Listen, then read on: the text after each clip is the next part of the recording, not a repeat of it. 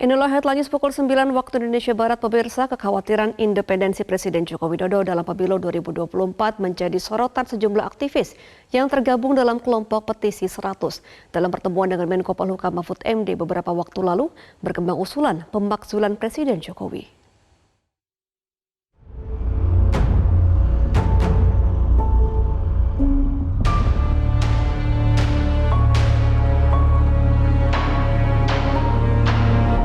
Belum lama ini, sejumlah aktivis yang tergabung dalam kelompok petisi 100 bertemu Menko Polhukam Mahfud MD di kantor Kemenko Polhukam. Pertemuan ini membahas potensi kecurangan pemilu, termasuk indikasi kecurangan pemilu oleh Presiden Joko Widodo dengan memanfaatkan kekuasaannya. Kritikus politik yang juga inisiator pertemuan para tokoh petisi 100 dengan Menko Polhukam Mahfud MD Faisal Asegaf mengungkapkan, dalam pertemuan ini seolah-olah menumbuhkan kesamaan pandangan untuk menghidupkan isu pemakzulan Presiden Joko Widodo. Saya mau klarifikasi ya, di pihak kita itu tidak terlalu mengangkat kasus pemakzulan. Saya ingatin lagi. Tapi kalau kita membaca hampir media per hari ini, Pak Mahfud itu justru seolah-olah memberi penjelasan. Begini loh cara untuk menjatuhkan presiden. Prosedurnya begini. Bahasa yang dikutip di ujung kalimat mengatakan waktunya terbatas, itu kan tafsir politik. Kalau ada kesepakatan dari partai politik untuk menegakkan keadilan, political will, tiba-tiba mereka bersatu menciptakan dinamika di parlemen bahwa sudahlah untuk tidak terlalu jauh campur tangan presiden dalam demokrasi ini, maka mereka menggelar sidang untuk meminta presiden cuti, untuk diminta mundur. Saya kira bisa terjadi.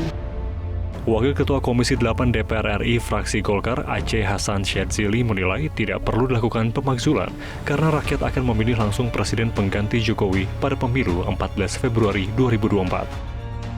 Ya enggak lah, masa melanggengkan dengan cara kecurangan.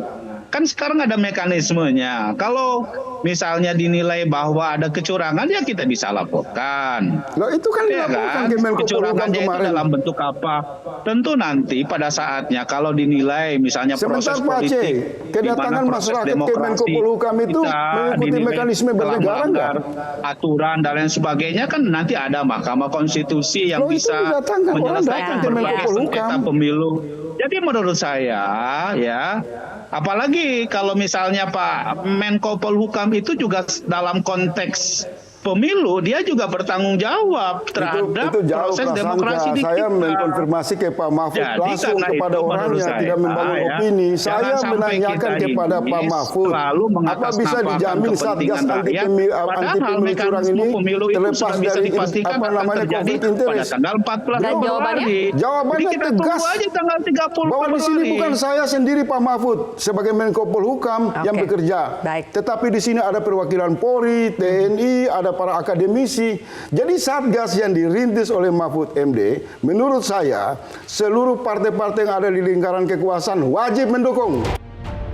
Kelompok petisi 100 mendorong agar Satgas Pemilu bentukan Mahfud MD yang juga cawapres nomor urut 3 bisa bekerja independen tanpa adanya indikasi kecurangan dan hanya menguntungkan paslon tertentu. Tim Liputan Metro TV. Jelajahi cara baru mendapatkan informasi. Download Metro TV Extend sekarang.